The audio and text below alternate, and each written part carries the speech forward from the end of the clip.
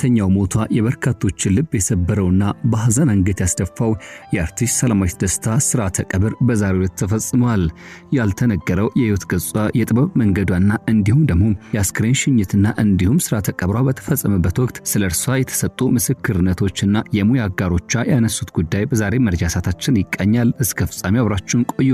ይህ ኢትዮ ግሎባል 360 ኒውስ ነው። ውድ ቤተሰቦቻችን ለቻናላችን አዲስ ከሆናችሁ ሰብስክራይብ፣ ቪዲዮን ከወደዳችሁት ላይክ፣ ሼር እንድታደርጉ የጋበዝን ወደ ዝርዝሩ ገባን።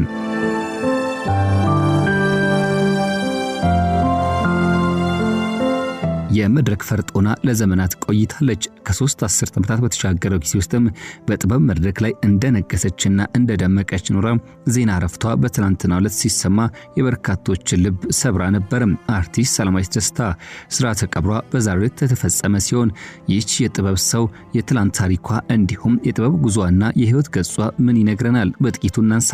አርቲስት ሰላማዊት ደስታ ከአባቷ ከአቶ ደስታ አድማሱና ከእናቷ ከወይዘሮ ፀሐይ ብርሃኑ አዲስ አበባ ከተማ የካቲት 7 ቀን 1967 ዓ.ም የተወለደች ሲሆን ትምህርቷን ባልቻ አባነፍሶ አንደኛ ደረጃና አየር ጤና ሁለተኛ ደረጃ ትምህርት ቤት ከአንደኛ እስከ 12ኛ ክፍል ተምራ አጠናቃለች። እንዲሁም ትምህርቷን አጠናክራ በመቀጠል ከአልፋ ኮሌጅ በሴክሬታሪ ሙያ ዲፕሎማ ተመርቃለች።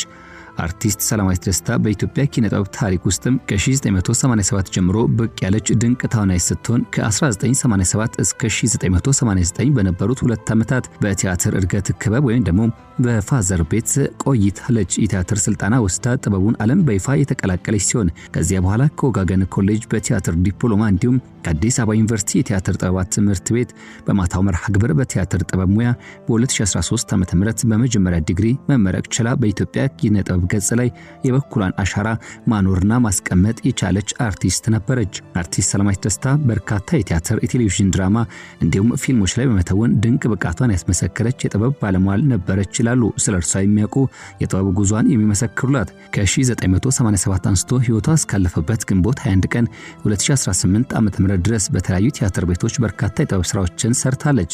በህፃናትና ወጣቶች ቲያትር ቤት ከመቀጠሯ በፊት አባጉጉ፣ ጫጩት፣ ታሚ፣ ፓፔት፣ ዛኪ የተሰኙ የህፃናት ቲያትሮች ላይ በትወና ተሳትፋለች። መጋቢት 1 ቀን 1990 ዓ.ም በህፃናትና ወጣቶች ቲያትር ቤት በኮንትራት ተቀጥራ የቀበሮ ባህታዊና ሁለተኛው የቁንጅና ውድድርን በትወና እንዲሁም ተንኮሎ የተሰኘውን ቲያትር በማዘጋጀትና በትወና ተሳትፎ አድርጋለች። ግንቦት 1 ቀን 1991 አንስቶ እስከ ጥር 2 1994 በራስ ቲያትር ቤት ቋሚ ቅጥር በመሆን የሰራች ሲሆን ዘራዳኝ የተሰኘ ቲያትር ላይ በትወናም ተሳትፎ አድርጋለች። ከጥር 3 1994 አንስቶ እስከ ጥቅም 30 1996 ዓ.ም ድረስ ወደ ህፃናትና ወጣቶች ቲያትር ቤት ተዛውራ በሙያ አገልግሎቱን ሰጥታለች። ከዳር 1 1996 አንስቶ ህይወቷ እስካለፈበት ግንቦት 21 ቀን 2018 ዓ.ም ድረስ በራስ ቲያትር ቤት ተዛውራ ስታገለግል ቆይታለች። አርቲስት ሰላማዊት ደስታ ባጋጠማት ህመም ሳቢያ በህክምና ስትረዳ ቆይታ በተወለደች በ51 ዓመቷ ግንቦት 21 ቀን 2018 ዓ.ም ከዚህ ዓለም በሞት ተለይታለች። በዛሬው ዕለት በመጀመሪያ በሀገር ፍቅር ቲያትር ቤት የአስክሬን ሽኝት የተደረገ ሲሆን ከዚያ በማስከተል ደግሞ ሥርዓተ ቀብሯ ተፈጽሟል። በሀገር ፍቅር ቲያትር ቤት በተዘጋጀው የስንብት መርሃ ግብር ላይ የአዲስ አበባ ቲያትር ቤቶች አስተዳደር ዋና ስራ አስኪያጅ አቶ ፍጹም ዘገየ፣ የባህልና ስፖርት ሚኒስትር ዴኤታ ረዳት ፕሮፌሰር ነብዩ ባዬ የተሰማቸውን ጥልቅ ሐዘን ገልጸው የአበባ ጉንጉን ያስቀመጡ ሲሆን በሽኝት ፕሮግራሙ ላይ አንጋፋ የኪነ ጥበብ ባለሙያዎች፣ የሥራ ባልደረቦቿ፣ ጓደኞቿ፣ ዘመዶቿና አድናቂዎቿ በተገኙበት የሻማ ማብራት ስነ ስርዓት ተካሂዷል። በሽኝት ፕሮግራሙ ላይ የአርቲስት ሰላማዊት ደስታ የህይወት ታሪክ በጋዜጠኛ ግርማ ፍሳ አማካኝነት የተነበበ ሲሆን የቅርብ ጓደኞቿና የሥራ ባልደረቦቿ አርቲስት ተስፉ ብርሃኔና አስቴር አለማየሁ ስለ ሰላም፣ ቅንነት፣ ደግነት፣ መልካምነትና የሙያ ብቃት እንዲሁም የሙያ ስነ ምግባር ሳቂታነትና ልዩ ስነ ምግባር ያላት ሰው ናት ሲሉ ምስክርነታቸውን በእንባ ታጅበው ሰጥተዋል።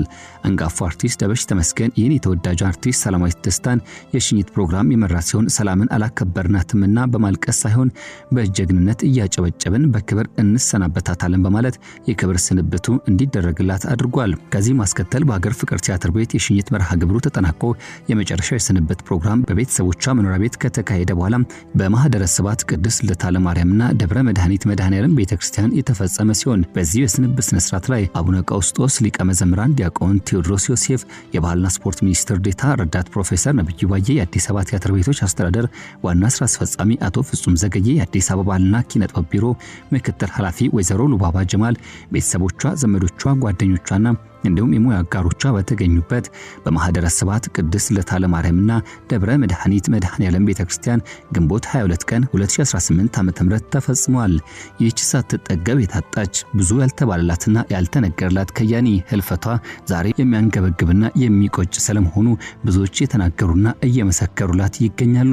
አርቲስት ሰላማዊት ደስታ በህይወት ሳለች ከደመቀችባቸው መድረኮች አንዱ ጦቢያ ግጥምን በጃዝ ሲሆን በዚህ መድረክ ላይ ደምቃ በርካታ ስራዎችን ሰርታለች። አስመልክቶ ደግሞ የጦቢያ ግጥምን በጃዝ ዋና አዘጋጇ ምስራቅ ተረፈ እንዲህ ስትል ምስክርነቷን ሰጠች። አርቲስት ሰላማዊት ደስታ ህልፈት በመላው ጦቢያ አዘጋጆችና ቤተሰብ የተሰማን ሀዘን እንገልጣለን። ሰላማዊት በጦቢያ መድረክ ከሚያስደምሙን ባለሙያዎች መካከል የምትጠቀስ ታታሪ ባለድንቅ ተሰጥኦ ባለቤት ነበረች።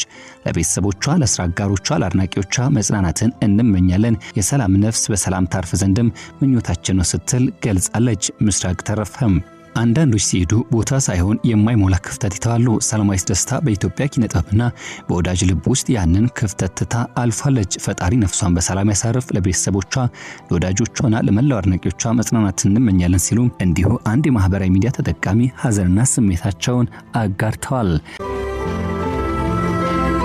ይህች በጥበብ ፈክታና ደምቃ ዘመናትን የኖረች በኢትዮጵያ የኪነ ጥበብ እንቅስቃሴዎች ከፊልም እስከ ቲያትር ከሬዲዮ ድራማ አንስቶ እስከ ቴሌቪዥን ድራማና በሌሎችም እንቅስቃሴዎች ተፈልጋ የማትታጣው ከያኒት ስርዓተ ቀብሯ ሲፈጸም በሚፈልገው ልክ አላከበርናትም፣ ቦታ አልሰጠናትም የሚሉ ድምጾች ከሙያ አጋሮቿ አንደበት ሰምተናል። ትልልቅ የሚባሉ የመገናኛ ብዙሃንን ጨምሮ በማህበራዊ ሚዲያ ተጽዕኖ መፍጠር የሚችሉ ግለሰቦች በሚታሰበው ልክ መጥተው በእርሷ ሽኝት ላይ አለመገኘታቸው ቀር ማሰኘቱ አልቀረም። የሙያ አጋሮቿ ይህን ጉዳይ ያነሱ ሲሆን ለዋለችው ውለታ ለከፈለችው ዋጋ ከዚህ በላይ ቦታ ቢሰጣት ይገባ ነበር ሲሉ ስሜታቸውን፣ ቁጭታቸውን አጋርተዋል። እኛም የዛሬውን በዚህ ስንቋጭ ለእርሷ ሰላማዊ ረፍተን ለወዳጅ ዘመዶቿ፣ ለሙያ አጋሮቿና ለአድናቂዎቿ ደግሞ መጽናናትን በመመኘት ነው።